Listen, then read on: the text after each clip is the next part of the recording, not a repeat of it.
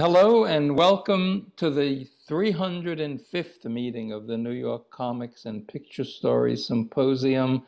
This is a weekly lecture series about comics, illustration, animation, and the history of text image work.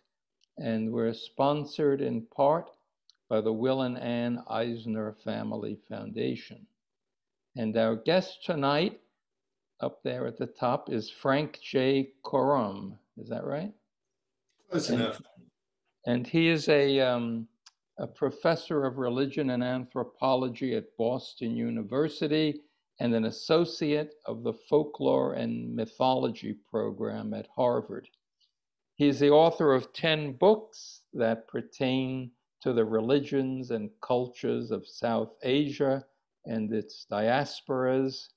And he was formerly the curator of Asian and Middle Eastern collections at the Museum of International Folk Art in Santa Fe, where he guest curated an exhibition on the art and lives of the Patuas in 2006. And that was called Village of Painters, Narrative Scrolls from West Bengal.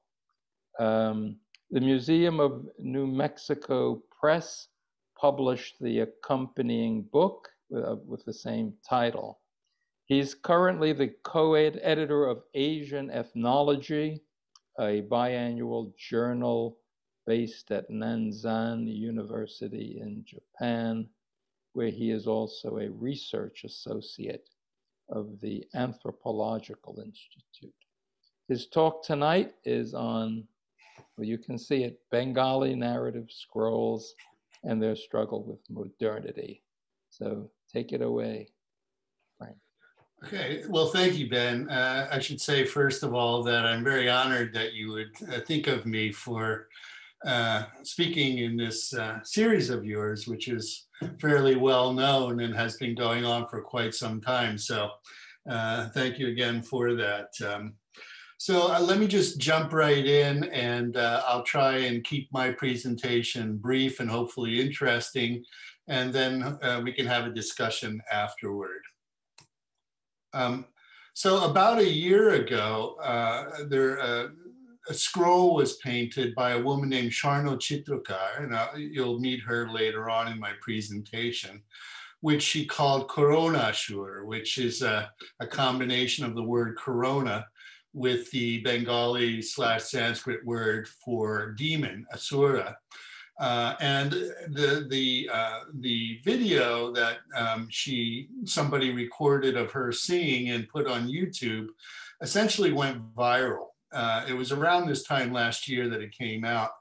And it was about the introduction of corona, something she had never experienced before, and obviously many of us have not, most of us, all of us have not. But this is the opening frame of her Koronashur pot, or narrative scroll, and it comes along with a song. I don't think I'll play the song. It's on YouTube, and I'm happy to provide you with the link, but you can look it up pretty easily on your own if you want to listen to it. It's about 7.5 minutes long, but essentially the red character here in the center is the corona demon. Here you see a woman afflicted by it, wearing a mask, but coughing down onto the chest of the demon. And the song talks about how here are these two minor demons that brought it from China to India and to the rest of the world. And you see a number of people around here suffering from it. And here's another person down here crying as a result of all of the deaths and suffering and illness that have occurred as a result.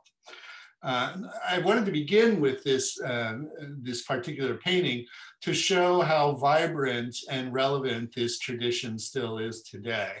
And as I mentioned in my abstract, at the end of the 19th century, there were a number of romantic nationalists in Bengal that basically were saying, people like Guru Shadai Datta, about whom I've written, who basically predicted that the Patuas would die out with the advent of modernity as a result of colonialism and so on.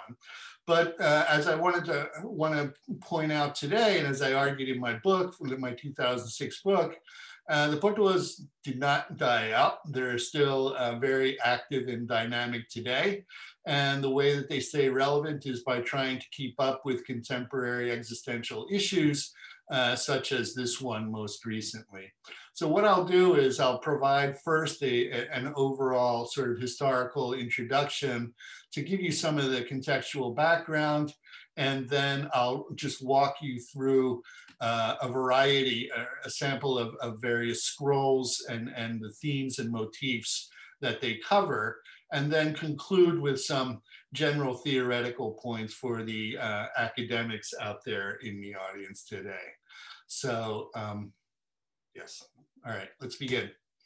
So for those of you who aren't familiar with the region, I'm assuming most of you are, we're talking about a group of people who live in West Bengal, but they also are known to have performed and existed in what is now Bangladesh. That used to be obviously one ethno-linguistic region back in British India before the partition and independence in 1947.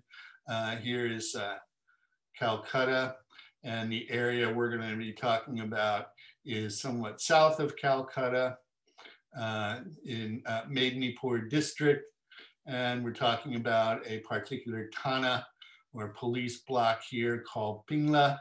And within Pingla, we find the village of Noya, which I have termed Village of Painters. And that term now seems to have gained some traction, and a lot of other people have been using it ever since. And I'll suggest some of the implications of that later. But let me just provide you with some pictures of the region to give you a sense of the village of Noya. Noya is located 9 kilometers from the nearest railway station at a place called Balichok. Balichok is, if you see here, Kharagpur is where the main railway head is for this region. So Pingla is just a little bit over here, and within it is where Noya is. So it's not a fairly accessible place, but with a little patience and perseverance, you can get there in 4 or 5 or 6, maybe 7 or 8 hours, depending on how you go, if you take public transport, and about 3 hours by car. So as you can see, it's a semi-paved road, very rural and agrarian. And Noya is a very small village located on both sides of this single road that passes through and then continues on to Moina, which is the main bazaar town. Here's a nice verdant field of rice with some ever-present cows relaxing. It's primarily an agricultural region. And here is the entrance to the Patua Para, or the neighborhood of the Patuas. This is Noya is a village that it has both Muslims and Hindus. They both have their own paras or neighborhood. The Hindus live on this side of the road, and the Muslims live on that side of the road behind the Patua Para. They have their own block, you could say, with a mosque, et cetera, et cetera. But the Patuas are kind of in the middle, and they're I call them constant liminars, eternal liminars, because as the anthropologist Victor Turner defined the term liminality, it refers to something that is betwixt and between fixed points in reality. So Patuas have a long history. I'll get into that a little bit, but essentially, if you talk to them and ask them what their religion is, they'll say, na Hindu, na Musulman, right? Neither Hindu nor Muslim. So they're kind of caught in between these two realms, and here is the entrance. These photos, I should say, are back from when I did my field work the bulk of my field work between 2001 and 2006. As I was telling Ben earlier before the rest of you joined us, things have changed quite a bit since the field work was done. So I'll get to that at the end of my presentation. So as we proceed into the village, we get into the area where the various Patuas live, into the Para. As you can see, most of the people live in sort of these wattle and thatch types of buildings. When I was doing my field work, most people did not have indoor plumbing or electricity. There were 2 wells in their neighborhood that were shared by everyone there. And the primary mode of occupation was scroll painting. Although many people were not able to make a satisfactory living simply by painting scrolls, so they also did day labor, working as rickshaw drivers, agricultural laborers, so on and so forth. Just a couple more pictures for you to get a sense of the area. Most people had these little gardens near their homes where they would grow various things, including various plants that they would use to make their dyes for the paints. And here's an example of a more contemporary home made out of cement, concrete and cement and rebar. And of course, this is what everyone strives for. The hope is to one day be able to transform this. You can already see some signs of, affluence and prosperity here, where the tin roof, the aluminum roof, is starting to replace the thatched roof. And despite the fact that, tin roofs are incredibly hot in the summertime, in the dry season, before the rains come, people still prefer it because the thatched roofs need annual repair. So one of the first things that many of the Patuas with whom I worked did with any extra money they had was invest in this kind of tin that they could use to build more permanent roofs.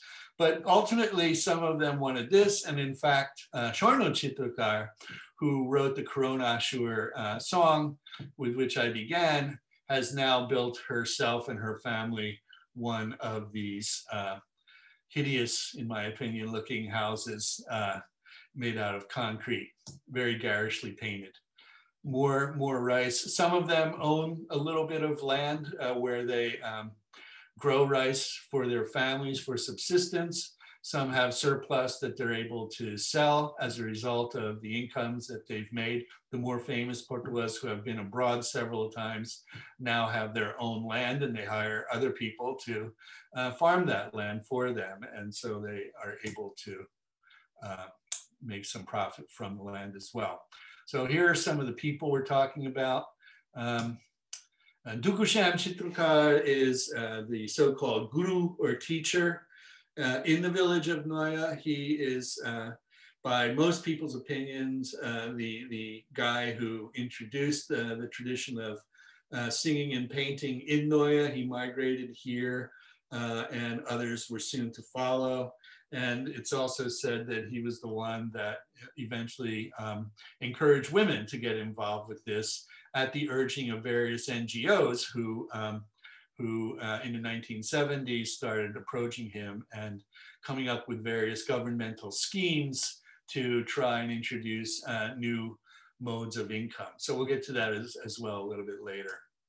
Gurupada Chitrakar is a younger Patua who has been abroad several times. As you can see here, he's literate, so he's able to write. He keeps a songbook where he writes down songs, composes songs, and sings them to memorize them as he's painting scrolls. And he is the first guy I met when I ended up getting off the bus in Noya, and he became a close friend and also a consultant for the project. And in fact, he was one of the featured artists along with his cousin Shorno, who accompanied me to New Mexico for the opening of the exhibit in 2006. This is his cousin Monu, who is the brother of Shorno Chitrakar. He is also a well-known painter and has collaborated with several Western artists, come scholars, and they did a Martin Luther King scroll, for example, recently, that not so recently, a few years back, that was later published as a book by Tyra Books. And others have come out. There's one about the biblical Genesis, there's one about Pinocchio, and so on. So more of these kind of hybrid collaborations have been going on between people from outside of India and the local scroll painters, but usually mediated by some sort of cultural person or organization, some kind of NGO, such as Tyra Books, to create these new opportunities for them. Sham Shunder Chitrakar is another senior painter and singer in the village. He is in the same age group as Dukusham, and he claims to have arrived in Noya around the same time that Dukusham did. And his wife is also, Rani, his wife is also a very good painter and singer, as is their daughter now and their granddaughter. This is Shorno, the one who painted the Coronashur scroll, with which I began. And she's also the author of the Titanic frame that was on the advertising poster for this exhibition. So I'll get into some of those thematic issues a little bit later on after my introduction. And here we see Manimala Chitrakar with her daughter unrolling or unraveling a horizontal scroll. Normally they're vertical, but in the case of Shuttle, Pierre, who is a Sufi saint, it's always done horizontally. But I was never able to really elicit a response about why this particular scroll was done horizontally as opposed to vertically. But there she is in front of her home.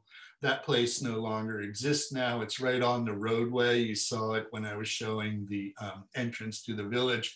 That has been torn down now, and they've built a more permanent house a little bit more in the interior of the neighborhood so that they're not literally right there on the road where the buses pass by. So making the scrolls. There's a lot of, if you look at some of the older ones that you find in places like, you know, the British Museum and the Victoria and Albert Museum and so on, sometimes they're made on paper. There's a whole lot of, you know, disputed debates, let's say, that about the origin of the term pot and portua. Some people say that it's related to the word jute, but that's, I think, erroneous. I think it comes from pata, which is leaf or page, and it originally used to paint on organic materials or cloth, but in more recent times, they've been just relying on just whatever kind of paper, art paper that they can get from their local supplier.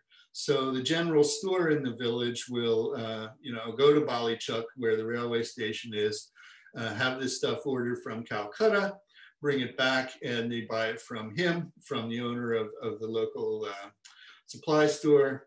And as you can see, they're in squares here, and here's Gurupada again, sewing these squares together to create a longer scroll, just using basic needle and thread.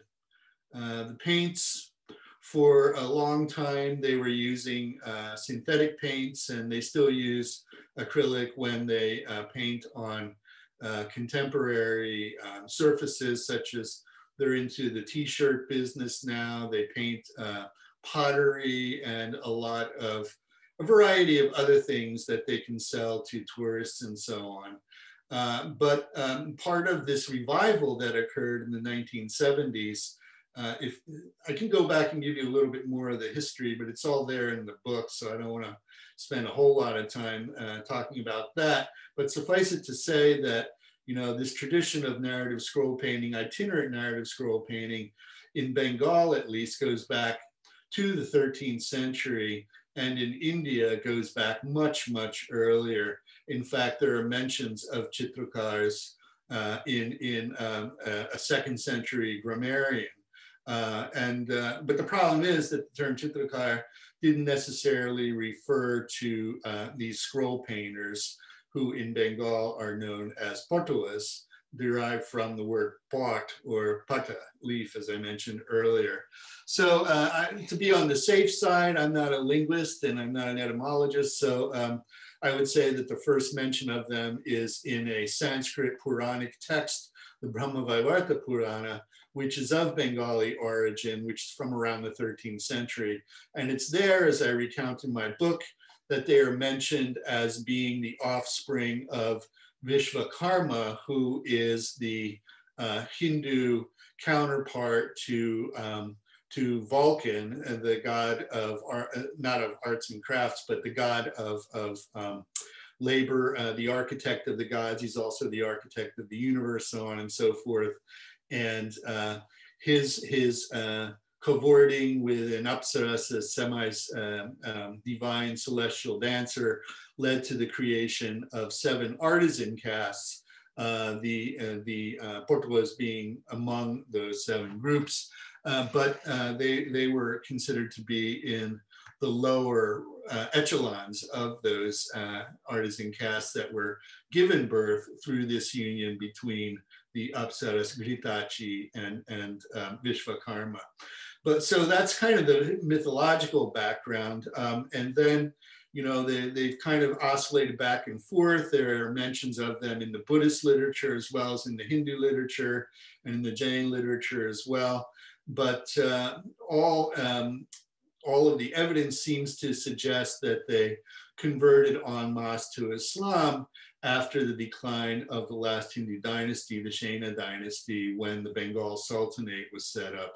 So now you have most of the rural Portuguese who are nominally Muslim, and some of the ones who reside in urban areas like in the Kalighat area of Calcutta, who take the surname Pal, and they still practice Hinduism, and they are mostly involved in making the murtis or pratimas, the images of deities that are used in various Hindu festivals and so on. So over time, you know, they kind of shifted over into using acrylic paints, but then when all these NGOs started getting involved with them, they were kind of strongly urged to go back to using natural organic pigments, botanical pigments, and mineral pigments, because many people thought that that would help them to be, quote unquote, more authentic and traditional in the way that they practice their caste occupation, and they would be able to elevate their status to the lofty heights of being an artist rather than just a craftsperson. So in the past, women primarily served as a helper role. As you can see, this is Gurupada's wife. Here she's making paints while he is making the actual drawings. And this all changed, as I said, during the 70s, when there was this outside push to sort of revive the tradition by getting women involved in the painting and singing as well. So once the canvas is made, they'll draw out a border, as you can see there, and then make a line drawing. Then with broader strokes, they fill in some of the rough stuff, and then with finer and finer brush strokes, they complete the painting. And then once it's done, they'll put recycled cloth, usually from old saris that are no longer wearable. They glue them onto the back, and then they're taken out into the sun. Here's a brand new one. You can see it's just been finished with the painting, and then they glued the cloth onto the back. Then they'll lie it out in a fallow field for it to dry. So in the past, as I think I mentioned, the Patuas would go around from village to village during the festive seasons and perform for patrons, spend a night in a village, and then move on to the next place and then come home. And during the rainy season, they would repair the scrolls, so on and so forth. They would usually have just a big burlap sack or something that they would use as like a backpack where it would be stuffed with all these different scrolls, these parts, and then they would go around and sing whatever their patrons wanted them to do. But traditionally, they sang religious songs, what they call Quranic scrolls, right? And that's just the adjectival form of Purana.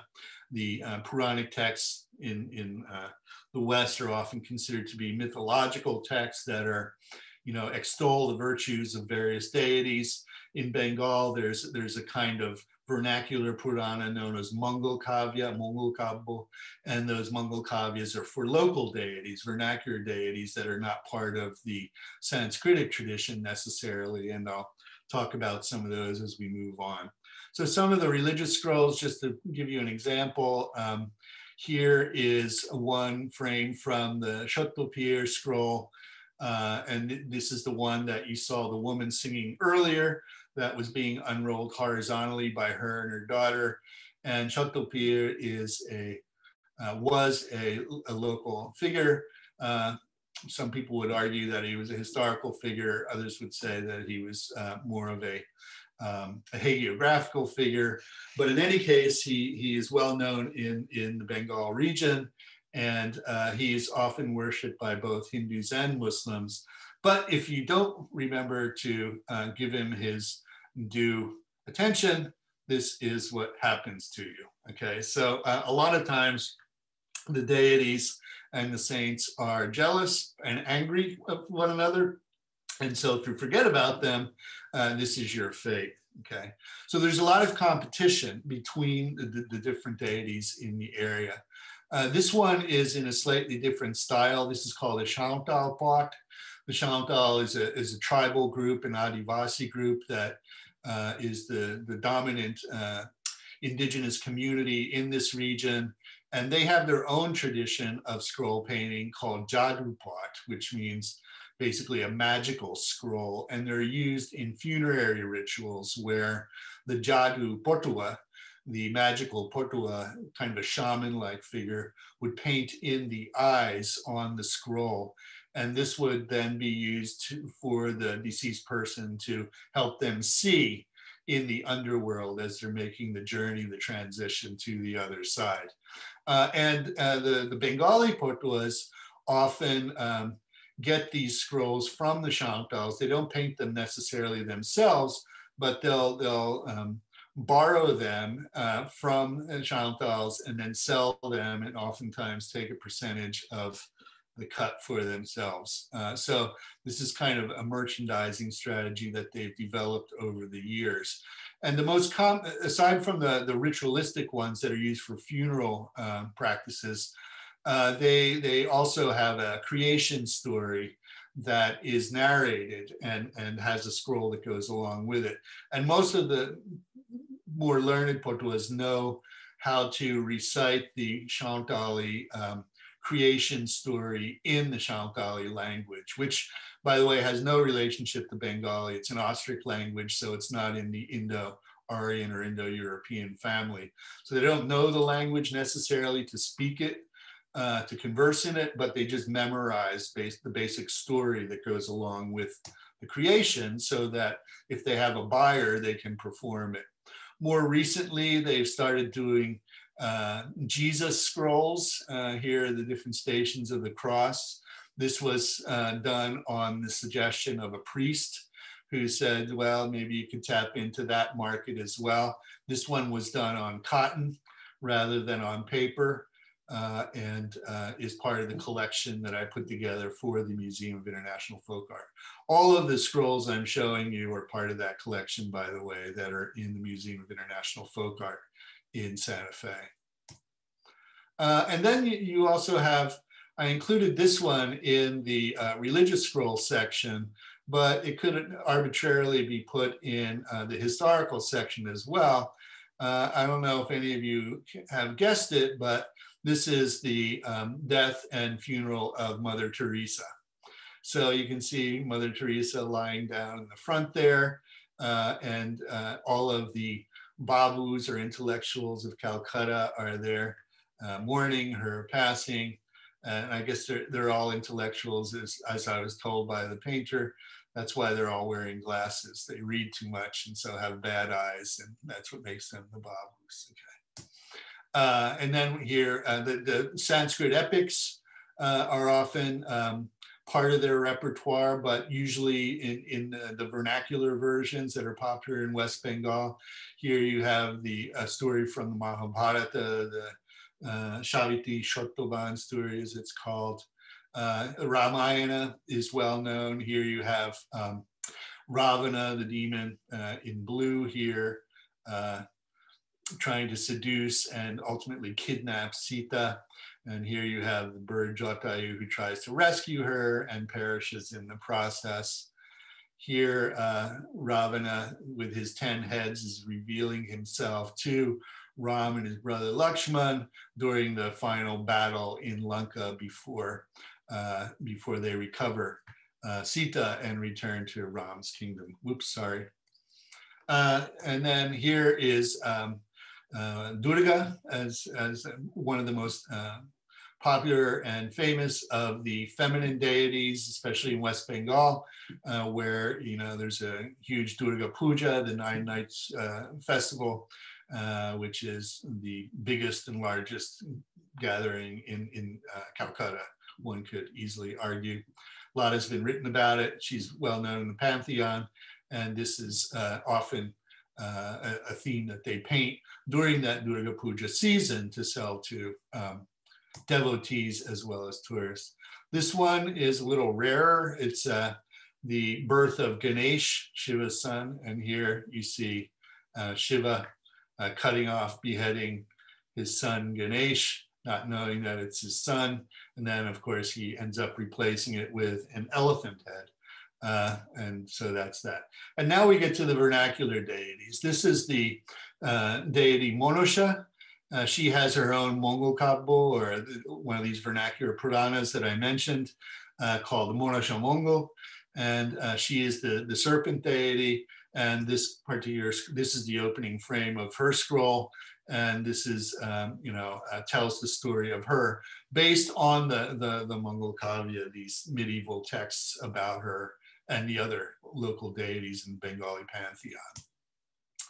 So as time progressed, and in fact, one of their origin narratives talks about how people started getting bored of hearing the same stories all the time when they would go around from village to village. And people started saying, can't you paint and sing about something else other than, the same old stories from the epics and so on.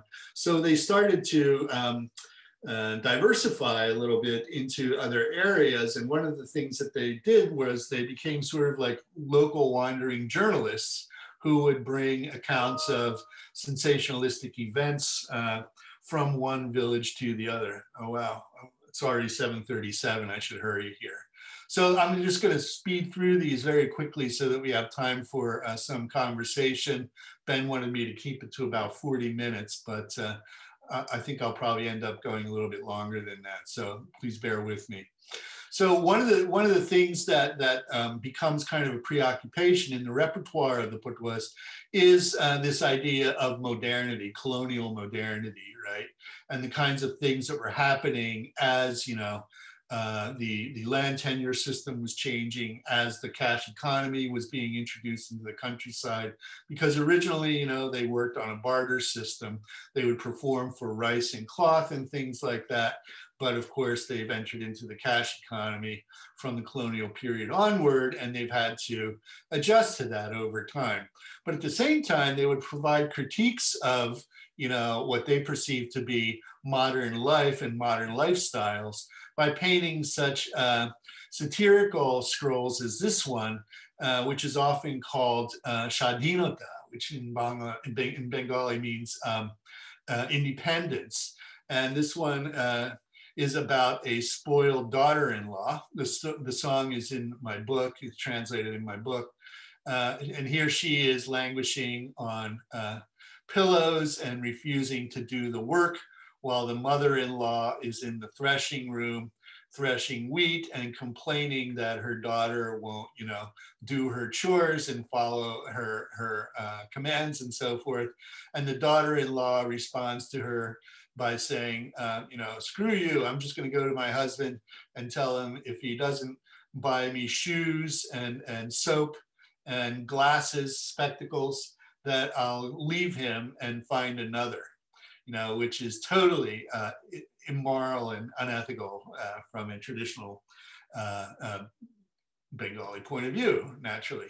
So in the end of the story, the mother-in-law goes so insane and so frustrated by her daughter-in-law that she ends up jumping into the lotus pond and commits suicide in one of the versions. So this is kind of a critique of, modernity, you could say. Another one that's very popular in their repertoire is called talkie, and it's about going to the cinema and the kinds of things that happen to young people when they go to the cinema, boys and girls mixing together in the dark of the cinema hall, and who knows what's going on there behind the scenes. And that also is seen as a result of, the decadence of colonial European culture, British culture essentially, but also because of the Kali Yuga, the Hindu dark age in which we currently exist, right? So we're at the bottom of the cyclical period of time. Other themes that they've introduced since the NGOs started encroaching upon their turf, so to speak, are taking care of your children by getting them inoculated, very relevant for what's going on right now. Although here the inoculation is for other things like tetanus, typhoid, smallpox, et cetera, et cetera. And there are a whole variety of these. Doctors would come in and teach them the basic, epidemiology about a particular disease, and then they would sort of, extemporaneously create their own version, their own narrative, and then go around and sing, and of course, this is where women came in because they were singing primarily for women, and it would be much more effective for a woman to perform these songs than for a man. So that's when Dukusham started collaborating more and more with these NGOs, the Guru, to teach women how to do this. Here's one about dowry death, which was fairly common in the 80s and 90s. So here you see a woman hanging from a tree because she couldn't take all of the pressure that was being put on her and her family to dole out more and more money to the husband's family for a dowry and so on. So that was another one that was popular during those 2 decades. And here is one from that talkie, the cinema one that I mentioned, boys and girls going off, running off with one another, holding hands, and perhaps even kissing in the dark of the cinema hall. And this was seen, of course, again, as decadent behavior, something that resulted from all of these new innovations that were introduced during the colonial period. Some had ecological themes. So the World Wildlife Fund, WHO is in there, and all these different groups. This one is called Korom. It's about taking care of trees and planting trees so as to reoxygenate the air and to keep from erosion at bay, so on and so forth. And then you had also these kinds of scrolls that one could call disaster scrolls.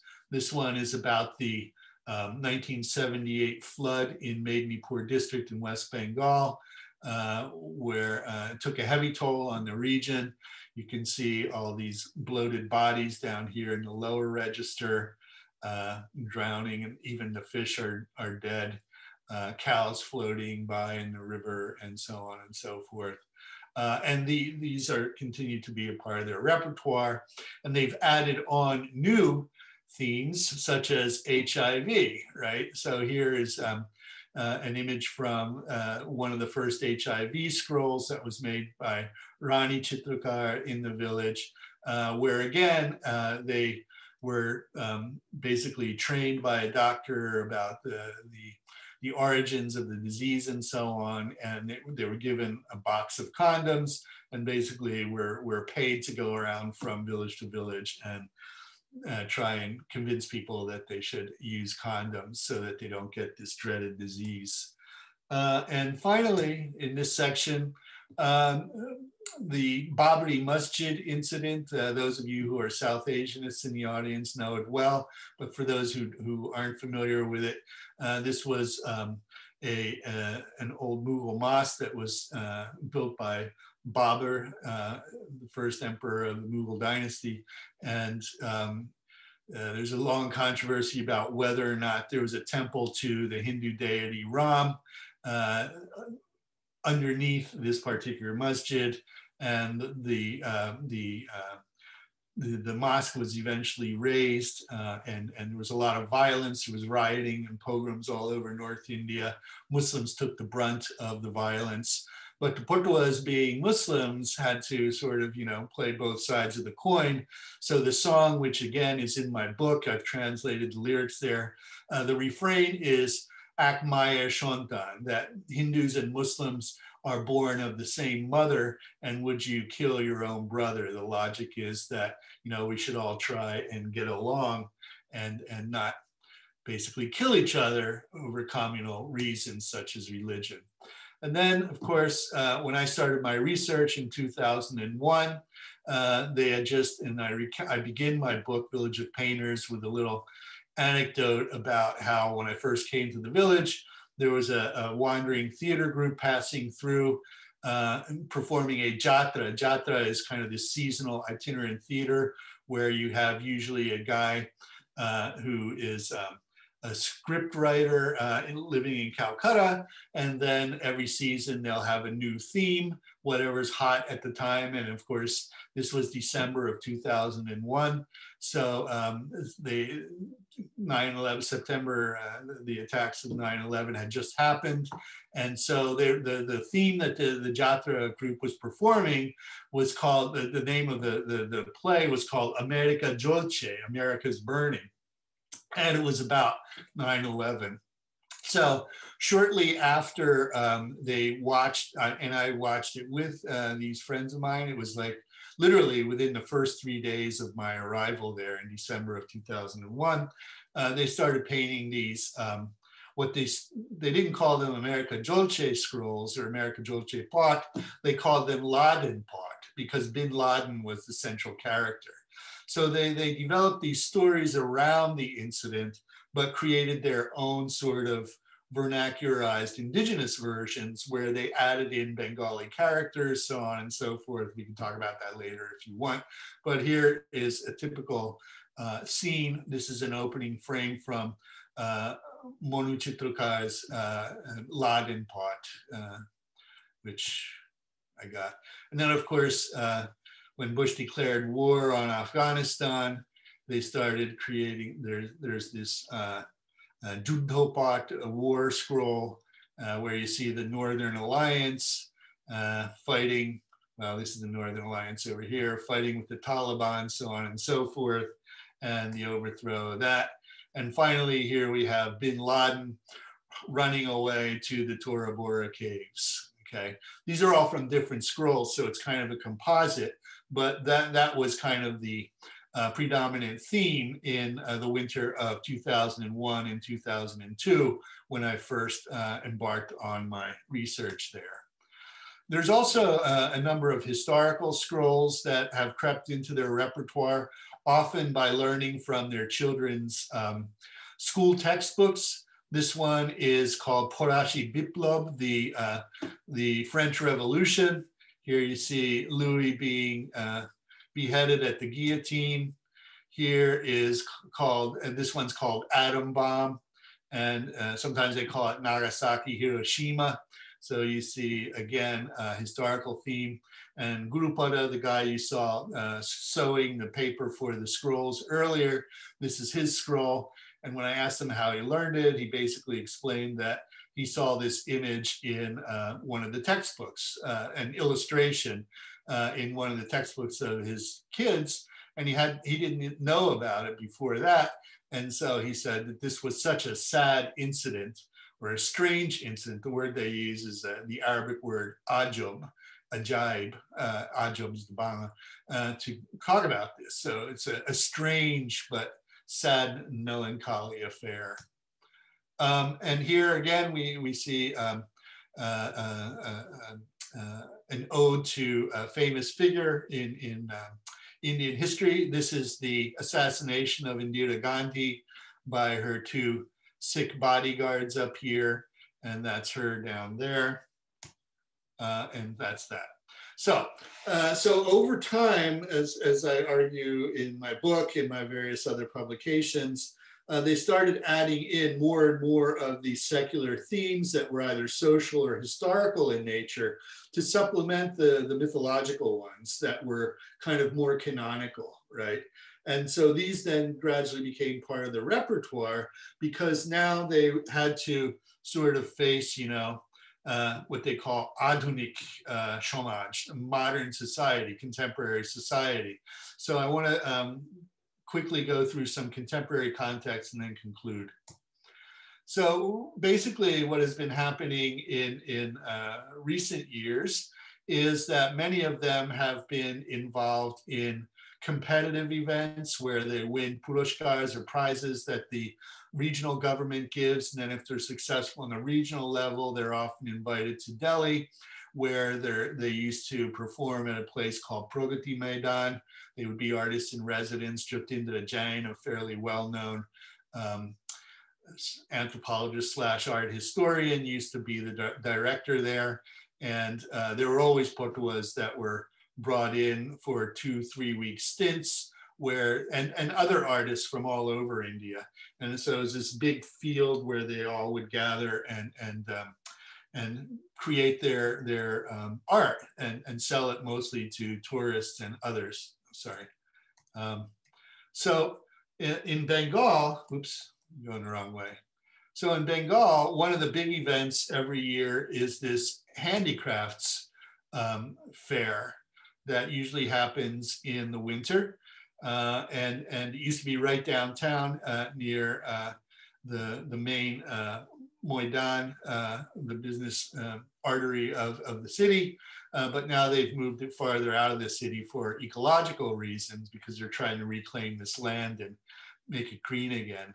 But essentially, this is where they would come and they would set up shop here and just camp out for 2 weeks for the duration of this handicrafts mela or festival, and sell whatever they could.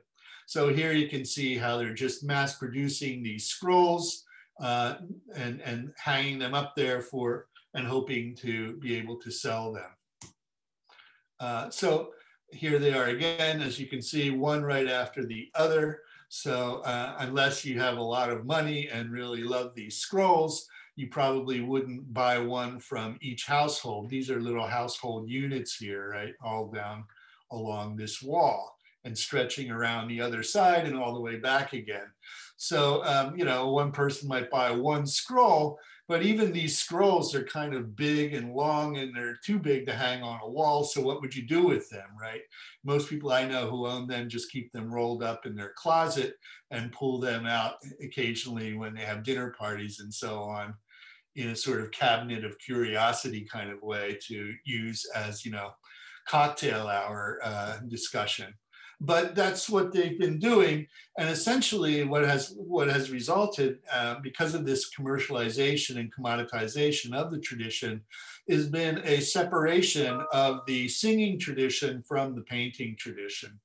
Now, Dukusham, the guru, the teacher, he opines this as kind of another signal of the Kali Yuga, the dark age in which we are living, but also the fact that, the tradition is deteriorating, because he says a true Portua doesn't just paint or sing, but has to do the two together, right? It's an integrated performative art. So he would say that, you know, the scrolls are meaningless without the singing, and the singing is meaningless without the scroll. So he opines that a lot of the younger ones aren't learning the songs, they're just cranking out, you know, 9/11 scrolls, Bin Laden scrolls, and so on to sell to tourists.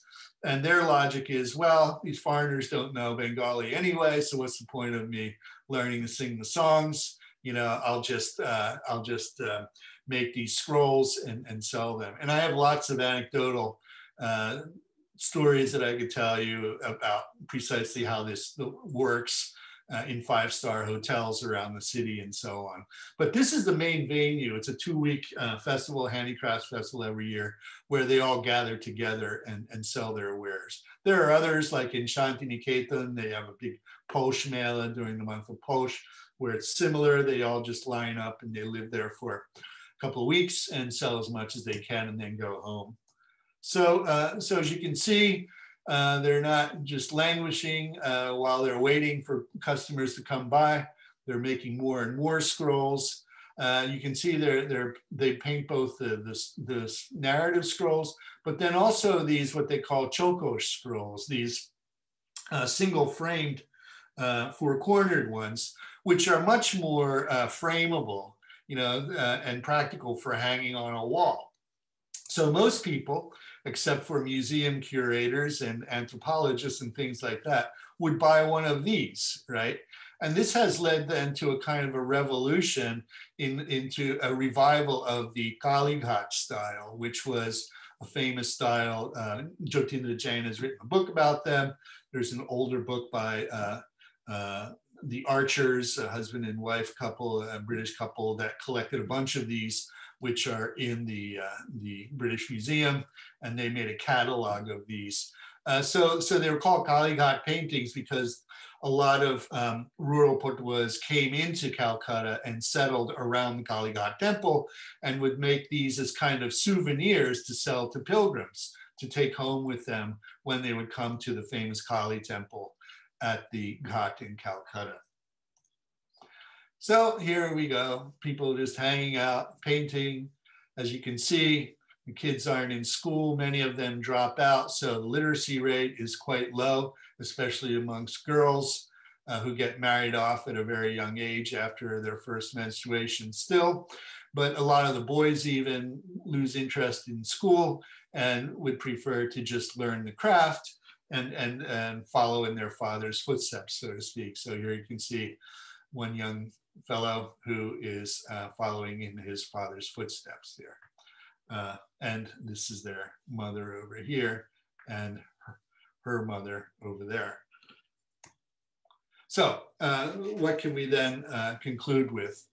So a lot of the debates about the Portuguese, as I've been suggesting, had to do with that these were traditional artists and that they would eventually die out, according to these romantic nationalists such as Guru Sharai Datta, because there's no demand for these anymore and they're competing with other forms of entertainment, such as, you know, the trajectory goes something like this.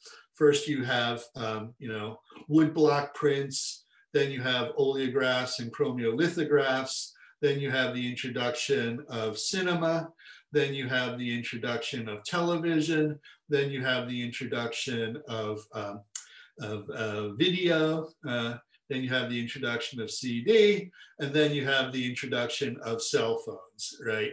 So according to the Romanticist argument, all of these things were going to eventually erode the Portuguese tradition because they weren't capable of becoming modern, so to speak. So I want to close by suggesting that tradition is not in opposition to modernity, but rather it's tradition working through modernity to create what scholars of subaltern studies in India call alternative modernities. I'm thinking here of Gaonkar and his associates who have a book by that name. So I wanted to use this image from the life story of the Guru, Dukhusham Chitrakar, as a picture, a visual image to help us think through some of these issues. This is a story about his life, which in itself is kind of unique because autobiographies aren't all that common, especially in oral repertoires, but he uses the term attokaini for it, which literally means, you know, the story of the soul or the self. And you have all these different modes of conveyance, right? Here we have the horse and buggy, kind of a taxi.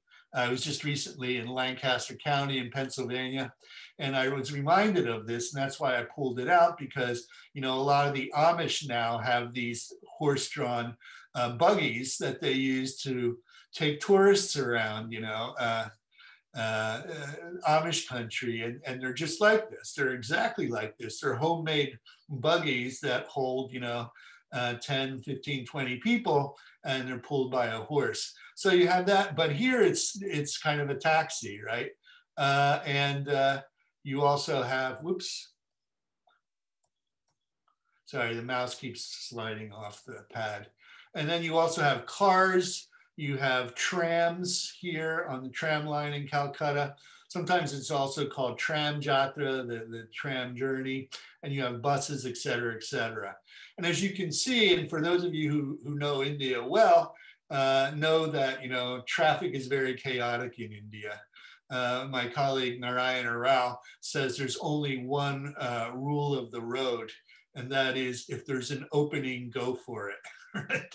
So anything essentially goes on the roads of India, you know, that are very loud, people honking their horns. And in fact, it's considered bad practice if you don't honk your horns to remind people that you're coming up behind them very quickly. So what you can see here is a kind of a chaos of all of these different modes of conveyance kind of converging in Calcutta.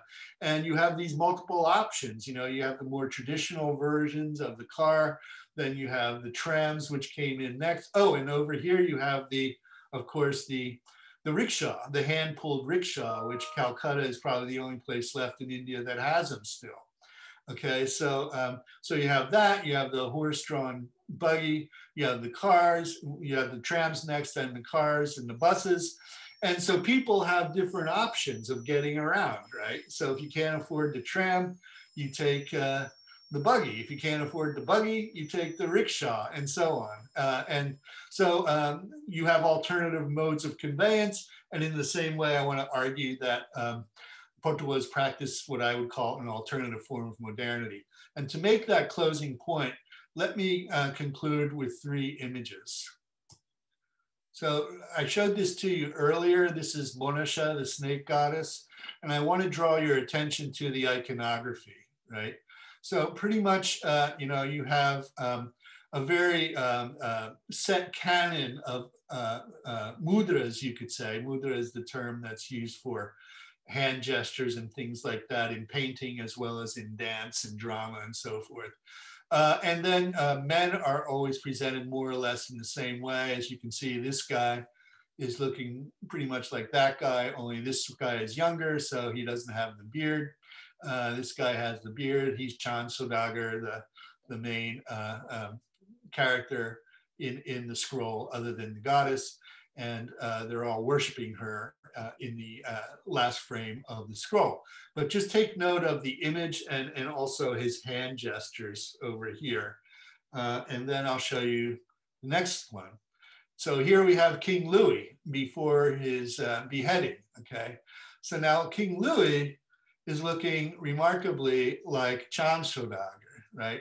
Only separated temporally by several centuries, and spatially by several thousand miles, okay? And then finally, we can conclude with this figure, who is one Patua's rendering of me lecturing at my podium at Boston University, okay? So if you can see me, my image here looks nothing like me, but you know, they presented me looking like Louis, and Louis is looking like the merchant Chand Saudagar.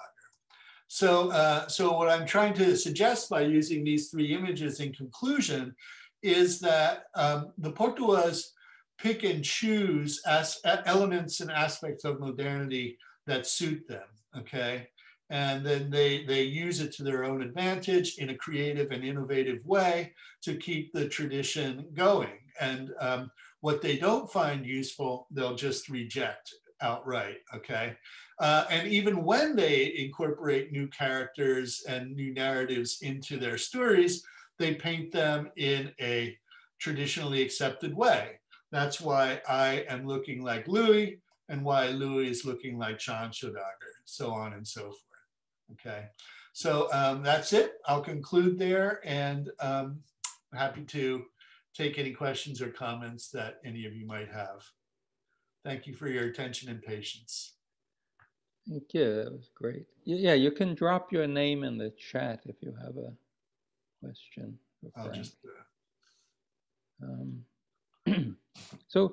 So when you chose this this town for your field work, was it because it was the amount of scroll painting happening there, or were there other places you could have worked at? Yeah. Yes, there are there are Patuas all over West Bengal. But, you know, they have a saying that Medinipur is known for Patuas, Murshidabad is known for fakirs, and Birbhum is known for Baals. Okay, fakirs are Sufi mendicants, Baals are kind of these, you know, iconic Bengali mystic singers and performers as well. But Medinipur, Dukusham would tell me over and over again, is known for scroll painting. And I don't know if you all remember, but in 1985, the Smithsonian Festival of Folklife on the Mall put on the first festival of India. And as a part of that, they brought over two Portuas as part of the ensemble that you know, displayed Indian wares and performative traditions on the mall there. And after they finished up in DC, they broke down the festival into smaller groups that went to different parts of the United States. And I was at the time living in Philadelphia. And so they brought the scroll painters to Philly, and they spent a few weeks there down by the harbor of this on Schuylkill River, displaying their wares under the patronage of the University of Pennsylvania. And so I was recruited to act as a kind of guide and translator for them, although my Bengali wasn't all that good back in those days, but it was good enough that I could communicate with them and act as their cultural guide. So the two guys I met actually were from a different district, but so my interest goes back much earlier into this tradition. And I ended up writing my doctoral dissertation on a totally different topic in Birbhum district, near this place Shantiniketan that I had mentioned, where Rabindranath Tagore established his famous Vishwabharati University with his Nobel Prize money. And so that is kind of, you know, a popular little utopian community there. But my dissertation was on village rituals for a particular local deity named Dharmaraj, who's a part of this vernacular pantheon that I was talking about earlier. So I didn't have scroll painting in mind for most of my career, but you know, I ended up, when I did a postdoc at the Smithsonian, and I had always been interested in material culture, and then I didn't get an academic job right away, so I ended up taking a job as a curator at the Museum of International Folk Art in Santa Fe, New Mexico, where I was the Asian and Middle Eastern curator of art. And there I was working on a different project, and I never got around to doing the scroll painting one. But then after I moved to Boston and started teaching at BU, I went back and I pitched this exhibit as a way of, you know, starting up a new research project. And by that time I had done some, you know, research into it and found that Noya was probably the most concentrated location of scroll painters in the area. So rather than running around from one village to the other, I decided to do a case study of this one particular location known as Noya in Medinipur district. So I ended up calling it Village of Painters. And so as I finished up an earlier project in 2000 and in 2000 really, that's when I decided to start this new project. I had a sabbatical, so I was able to get some relief from teaching, some well-earned relief from teaching, and I went off to India and had some connections to the place through people I knew in Calcutta. And I just hopped on a train and then on a bus and just basically got off, and nobody even knew I was coming. And as I recount in the book, the first person I met when I got off the bus, because the bus always stops right in front of the tea stall in the village. And that's where everybody gets off, and all the men are sitting around the tea stall, hanging out most of the time, right? When they're not working or doing something. And of course, as a big, tall, light complexion, blonde haired, blue eyed guy, I stuck out of the crowd very much. And this guy, Gurupada, just ran up to me, and, he barely knew any English, but he managed to get out, "May I help?" or something like that. And I said in Bengali, "Yeah, I'm looking for the Patuas and the Patua Para." And the village of the neighborhood of the scroll painters. And he said, "Oh, well, I'm a Patua. Why don't you come to my house?" So it was just sort of serendipitous that the moment I got off the bus, my field situation was perfectly set up for me. So that was the beginning of a long relationship. We're still in touch, not as often anymore now, but they're still going strong. And as I say, I did the bulk of my work between 2001 and 2006, then moved on to other things, but I continue to keep up with what's going on even now. So that's how I ended up. Okay, thank you. Yeah. Any other questions? I have a million questions. Oh, here's a question. Would you like to ask that speak that question, Nazia? Sure. Can everyone hear me? Yes. Yep. Hi. So my name is Nazia. I'm actually a librarian at the Claremont Colleges in California. I have a background in anthropology, and I'm also Bengali myself. So my question is more about, what are your thoughts on folklore and the South Asian diaspora, and these folk arts kind of being adopted by South Asian diaspora and diasporic arts? Would you consider that to be a form of folk art thriving through modernity as well? Yeah, and in fact, you may know Vijaya Nagarajan, who teaches at San Francisco State University. She wrote a book about Korom, the Tamil version of the Bengali Alpana, the floor paintings and so on. And that's thriving in North America. They have competitions regularly where, they have these big Tamil gatherings, and young girls are taught how to do this, and they compete with one another. And it's the same thing. They're using innovative materials, they're creating new designs, so on and so forth, and that continues. The Alpana tradition is not very strong in North America as far as I can tell. So it works in certain cases and not in others. When I brought Gurupada and Charna to the United States for 2 weeks to serve as artists in residence in Santa Fe for the opening of this exhibit in 2006, I said, would you ever consider coming here and setting up a studio? Because, Santa Fe is an artist colony, essentially, and always was, like Taos to the north. And they said, no, I would never leave Noya. For them, it was just a business venture. And so, they both managed to make a fairly substantial sum of cash during that 2-week period, with which they were able to use to invest in land and so on back in their village when they returned to India. But I do see some other forms of expressive culture. Sometimes I have a PhD in folklore, but I rarely use the term anymore.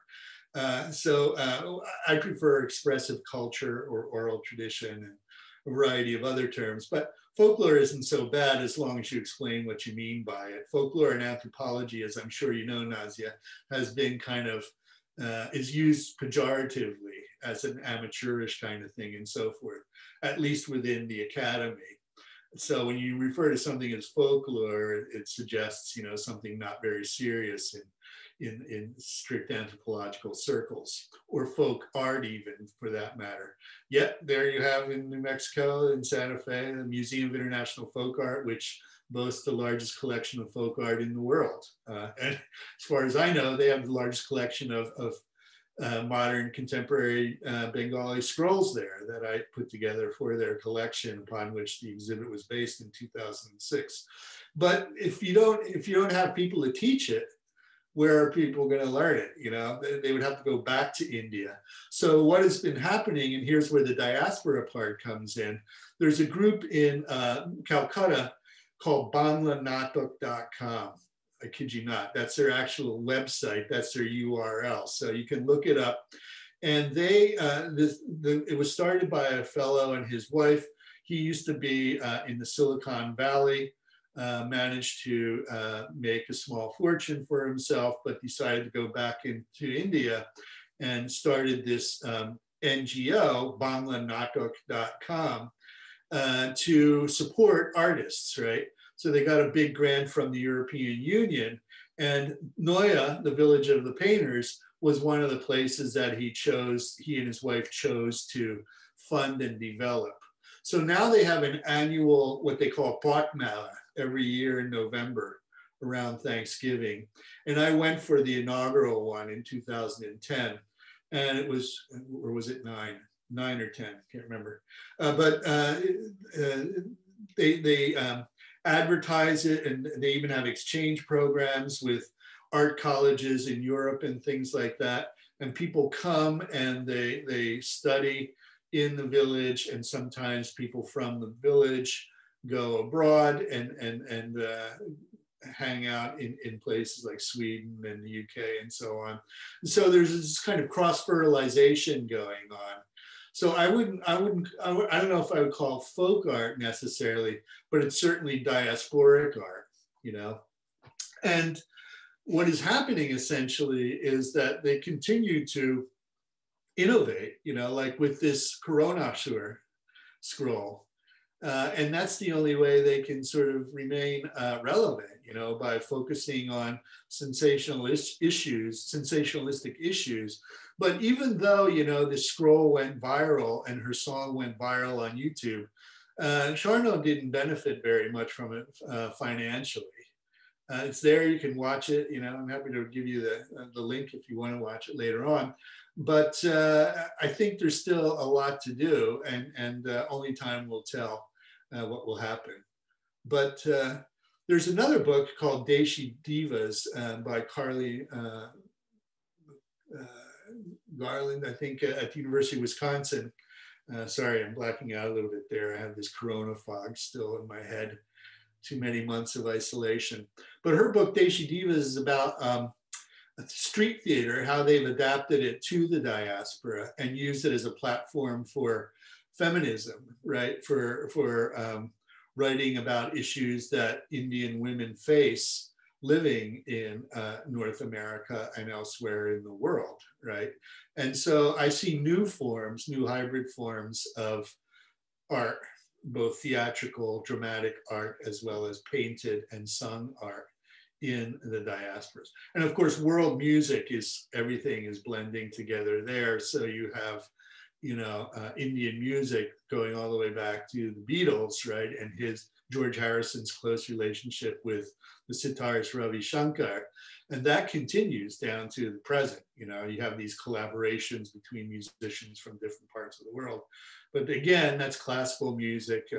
But I don't really buy into these binaries too much of separating folk from classical, great from little, etc.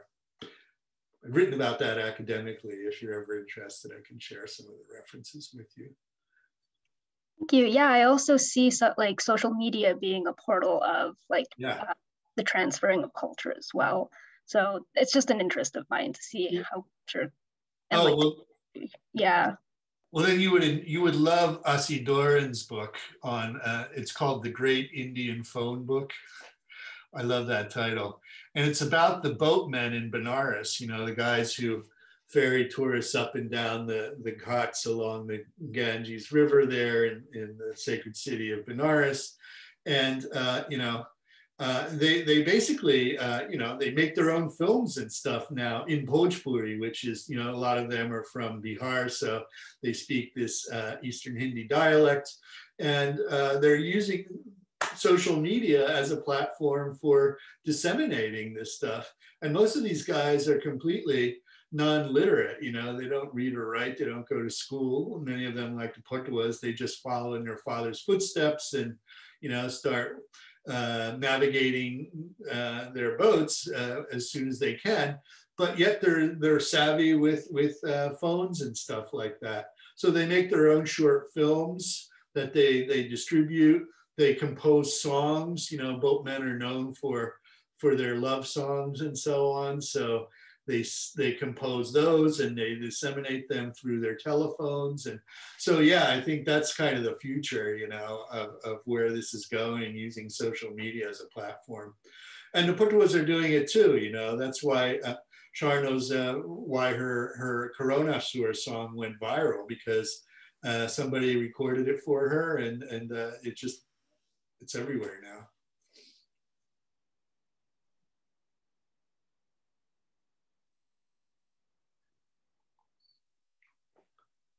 Yeah, go ahead. Hi. Is that Rich? Am I on here? Yeah. Hi. Yeah. Well, first of all, thank you so much. This is absolutely wonderful.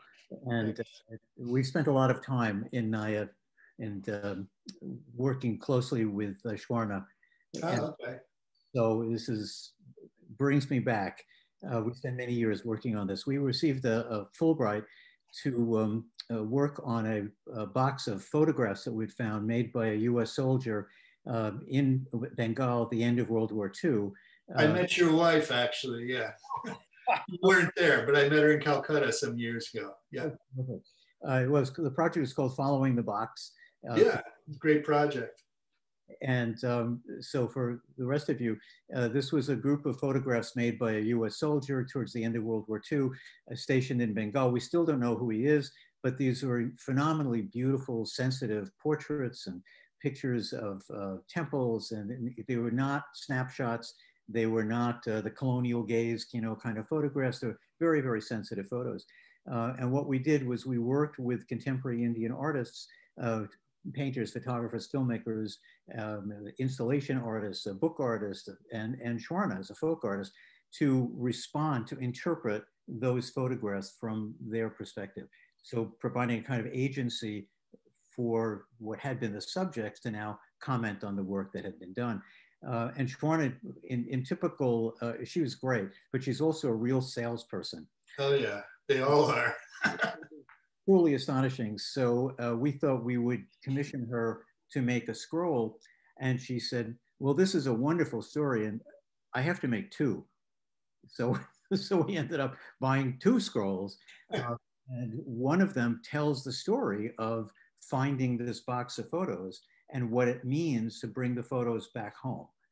It was really beautiful. And she composed a song, which we recorded, and we did a documentary film called Following the Box, where she's basically the Aretha Franklin of West Bengal, where she's really singing just a remarkable song about how remarkable it is to find these photographs and what they might mean. And then the second one was on ecological issues, on how the village is sustained by the environmental practices that they do. It's really, really quite remarkable. And that exhibit has traveled. It was opened in Calcutta, and then it went to the Indira Gandhi Center in Delhi. Then it came here to Chicago, where I'm based, at the Loyola University Museum of Art. Then it was at the Pacific Asia Museum in Pasadena, and it's supposed to open next year at the Lilly Art Museum in Nevada. So it's still circulating around. But one of the really wonderful things that we found when we had this, did you get to see the exhibit in any of the venues, Frank? No, I have not. Well, hopefully, sorry to say. We'll send you a catalog. Oh, that would be great. Thank you.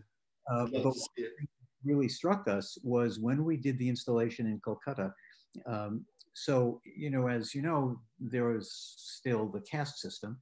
And so the sweepers, who are among the lowest of the castes, would, sweep the museum and clean up the museum.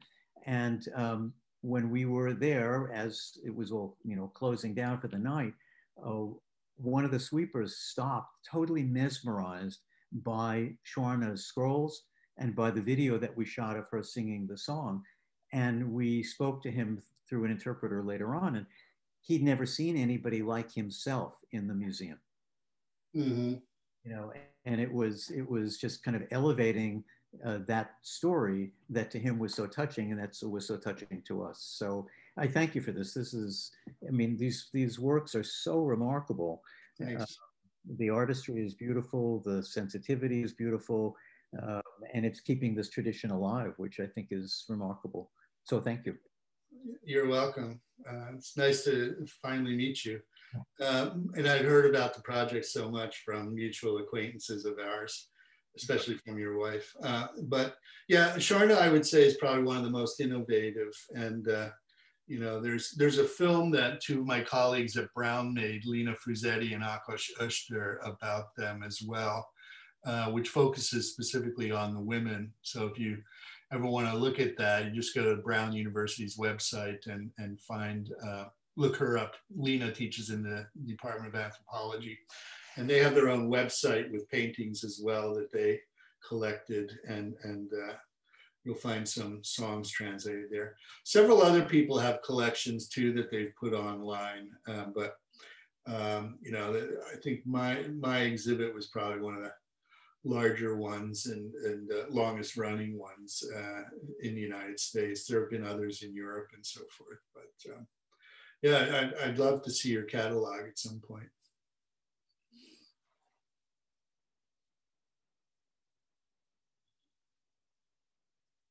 Any other questions? So yeah, I've only seen these performances being done for a camera in it. But so how long do they actually last? Is it one scroll or many scrolls in a performance? Well, it depends on, how much you pay them, I guess. It's on demand. So the amount of encores you get is the amount of money you give. So these are short songs mostly. I would say they're more like ballads than epics. So they usually last between 3 to 5 or 6 minutes each. And so, they might do one, they might do two, they might do more, depending on the patron, the person who's paying them to perform.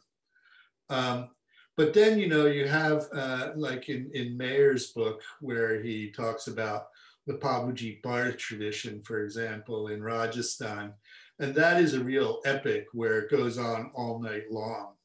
So it's, instead of being scroll paintings, these are just big canvases that have, multiple checkerboard-like images in them. And the singer has a stick or a wand that he uses he dances around in front of the curtain, which is the scroll, the bar, and points to the different episodes he's singing about. And usually the singer is accompanied by his wife, who plays a drum, barrel drum, while he's singing. But these patuas, they only sing, it's a cappella. So it's one person singing without any instrumental accompaniment. And usually the songs are short, like I say. And the most popular ones in India, in Bengal, are the mythological ones, of course, the religious ones. But Westerners seem to gravitate toward these new innovative themes and so forth. And they never developed like a print component where they could sell a cheap print like in the European pictures. Well, no, they haven't. But, I was just going to grab one of these books off the shelf here. I mentioned that they've been collaborating with Tara Books. And this is one called I See the Promised Land. This is the Martin Luther King one. And so the whole book is essentially just paintings done by Shorno's brother. And the text is written by Walter Flowers, an African-American poet and blues performer at Syracuse University. And so Tara Books was the cultural mediator for this one, who sort of put it all together. And, Flowers never met Monu. Flowers has never even been to India, as far as I know. And Monu has never been to America. But it was Tara Books that acted as the intermediary to bring the two together, right? So they gave the story to Monu, then Monu did the paintings, and then Flowers wrote the narrative, and he uses it now. And he bought the scroll that Monu made about MLK and uses it as part of his performing tradition now. I saw him perform it at Syracuse some years ago when we did a conference on Indian folk art traditions there that Sue Wadley had organized.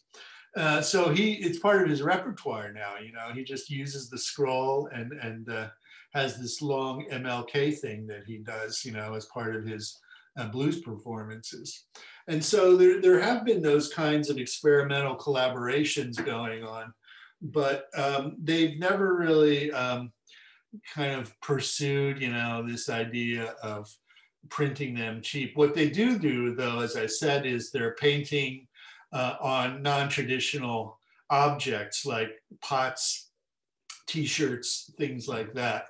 And, t-shirts are being sold in galleries and things like that. And some of them even, malls are now popping up all over India. So if you go to any mall in Calcutta, you're more than likely to find some Patua with, a makeshift table set up there selling his scrolls or her scrolls. So they haven't really tried to mass produce them in sort of any mechanical way. They still prefer to paint by hand than use a machine of any sort. Okay. And you say the performances, the local performances, when they still happen, they're by commission. They're not just wandering into a town and setting up and, blowing a conch or something, gathering people like that. Yeah, not so much anymore. Oh, okay. They used to do that still pretty regularly up through the 2000s, but it's becoming rarer and rarer.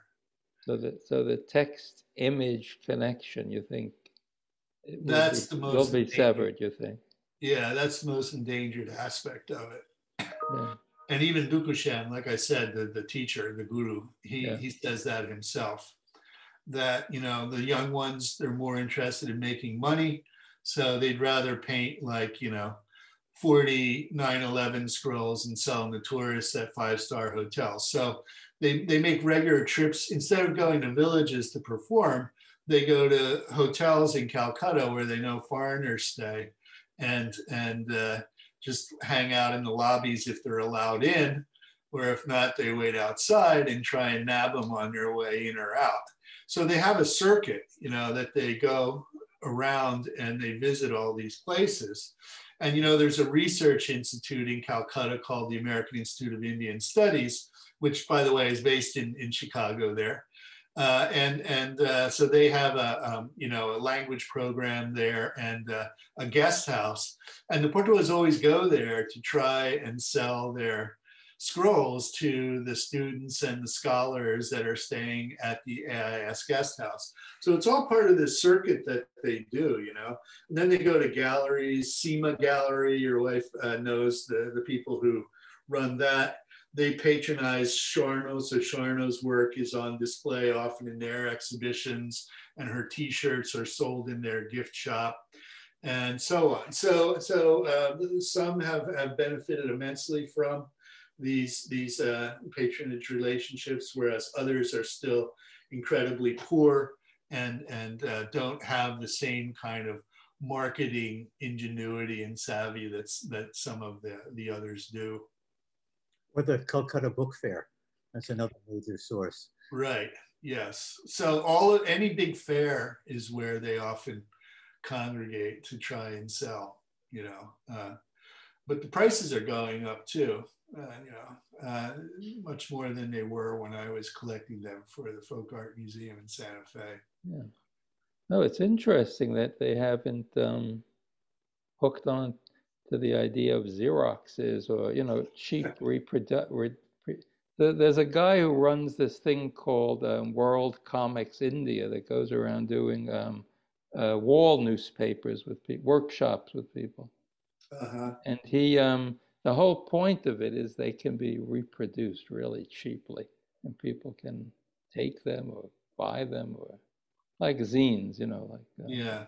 Well, that's what these chromolithographs are. These so-called God posters that the British scholar Chris Pinney has been writing about for most of his career. He's got a great book called Photos of the Gods, which is about the political uses of these images. And another scholar, Kadri Jain, she teaches up in Canada. She has a book called Gods in the Bazaar, which is a beautifully illustrated book as well that looks at the role that these chromolithographs play. And they kind of, they're the competition. So the Patuas say, well, that's all just machine made. We're the real deal, we're authentic because we do it all by hand. So at least they try and maintain that integrity, at least by suggesting. But if someone would go in there and teach the younger ones how to mass produce them with a printing press or cheap hand crank printing press, or no, the idea is that the audience, an audience for the performance, would want a souvenir. But if you're selling it to a tourist who doesn't know hasn't heard the story, that wouldn't they wouldn't want a cheap version. I mean, maybe that people would, but that was like the whole the way these things operated in Europe. The performance was free. You bought the print for a penny. Yeah, that was your like a souvenir. Well, that's what those Galighat paintings were. You were sometimes like postcard size, really, and or just 10 by 12 or something like that, 8.5 by 11, like a sheet of paper, Xerox paper. And those were quick, they could paint those one painting in 10 minutes or so, and just mass produce them. And then they would sell them like souvenirs to tourists and pilgrims back in the 19th century and so on. Oh, I just saw John there, John Voorhees in Santa Fe. Hello. So if somebody would work with them to do that, I'm sure they would be open to it, but probably no one has ever suggested it before. Because I think one of the things that the NGOs try and do is try and develop the artistic side of it, so it doesn't just become kitsch, right? But they do produce kitsch in the form of these pots and pans. They paint lampshades, they do T-shirts, and all kinds of other stuff. So the media, the canvases that they're using have been changing over the years more and more, because, like I say, nobody buys these big scrolls because they're just too unwieldy to frame and hang on a wall. Yeah. And is there any history of these scrolls being performed, in English during the colonial period? For English audiences? No. Not didn't happen. that I know of. The one, because most of them don't know any English. There's one guy, Kalan Potua, who has, learned pretty good English, and he's kind of like the big international superstar of the Potua community. And he has developed kind of an international following, but most of these people don't know enough English really to market themselves and to be able to sing. The only song that has any English lyrics in it is the one about the spoiled daughter-in-law, and she says, hello, sir, I love you, or something like that, in the song. And that's it, but, and it's intended to be satirical because, she's being pompous and arrogant by pretending to be a Brit, to be an Anglophile, an Anglophobe, and speaking English and all of that.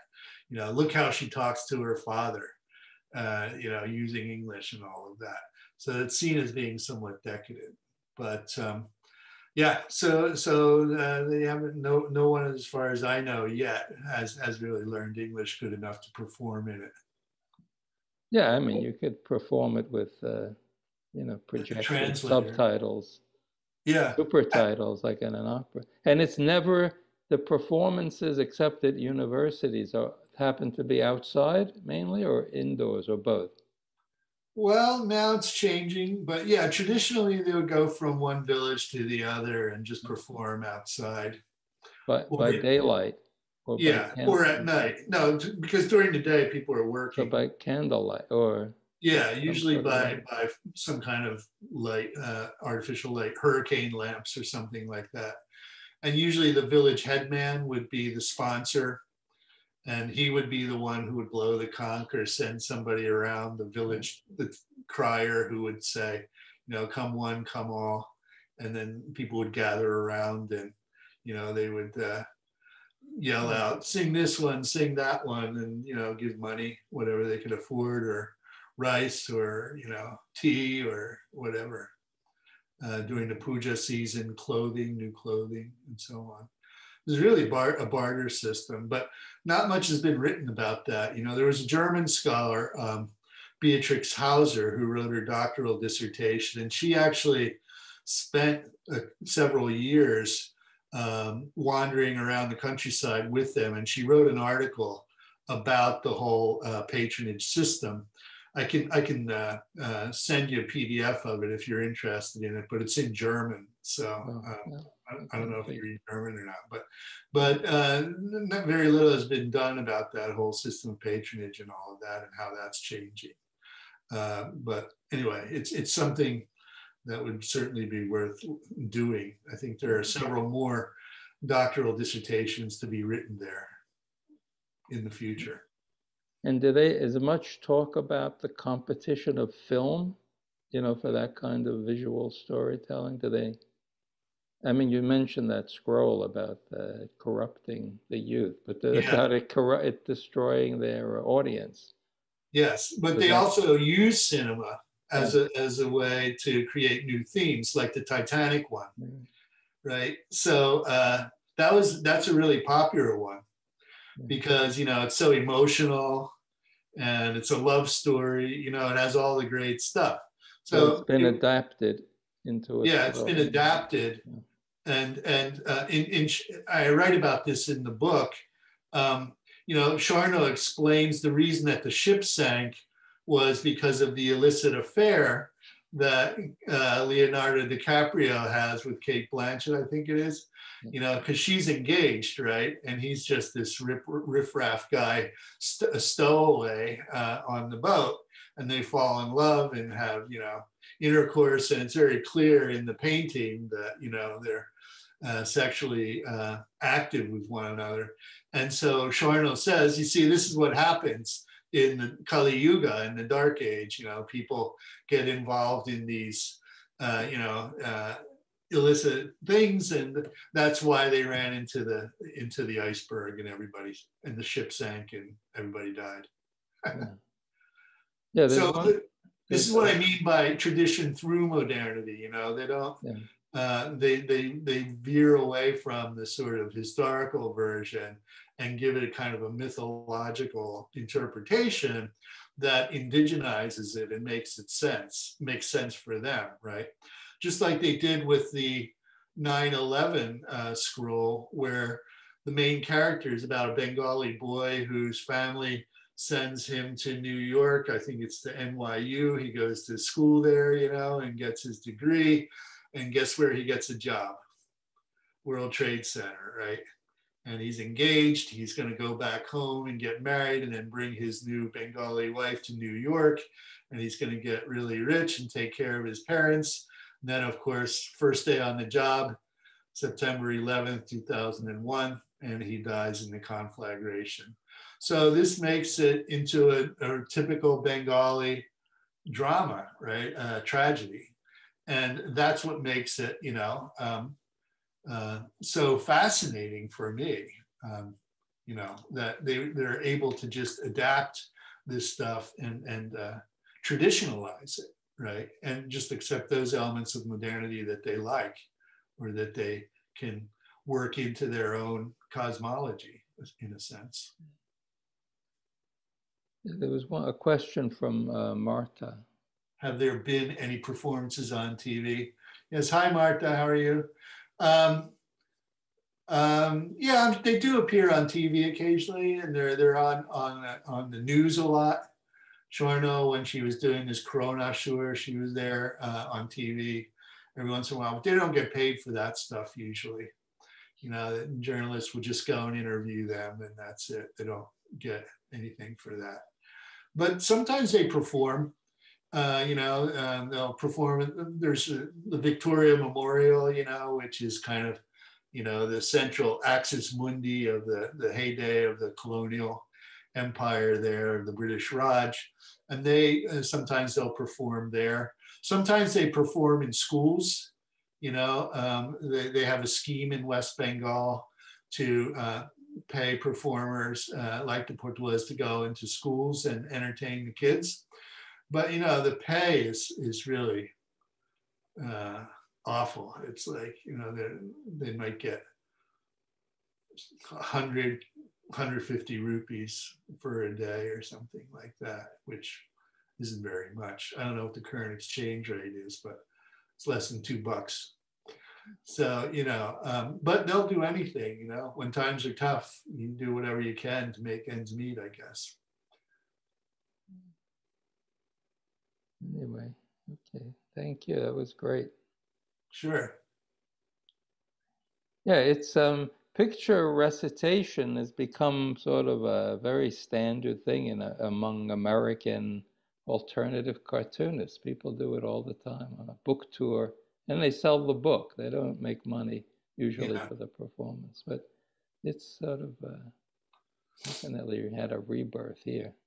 One thing they do is they make cards, greeting cards, like Hallmark cards. Mm-hmm. And they'll even hand paint the envelope in which the card goes.